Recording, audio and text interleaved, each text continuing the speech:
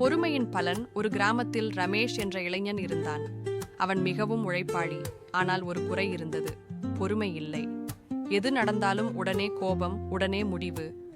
ஒரு நாள் அவன் தன் வயலில் விதை விதைத்தான். அடுத்த நாளே சென்று பார்த்தான். ஒண்ணுமே முளைக்கலையே, இந்த விதையெல்லாம் வேலைக்கே ஆகாது என்று சொல்லி மனதில் வெறுப்பு கொண்டு விட்டான். அதே கிராமத்தில் இருந்த அவன் நண்பன் குமார் அதே விதைகளை விதைத்தான். ஆனால் அவன் தினமும் நீர் ஊற்றி அமைதியாக காத்திருந்தான்.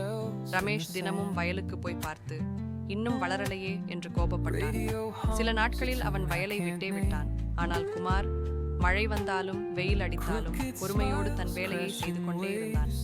ஒரு மாதம் கழித்து குமாரின் வயலில் பச்சை நிற பயிர்கள் அழகாக வளர்ந்து நின்றன.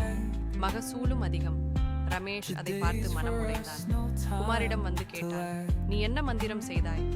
குமார் சிரித்து கொண்டு சொன்னான், மந்திரம் ஒன்றுமில்லை, பொறுமை, நம்பிக்கை, தொடர்ந்து முயற்சி, இதுதான் ரகசியம். அன்றுதான் ரமேஷ் புரிந்து கொண்டான். நீதி: விரைவாக பலன் எதிர்பார்ப்பவன் தோல்வி அடைவான். பொறுமையுடன் முயற்சிப்பவன் நிச்சயம் வெற்றி பெறுவான்.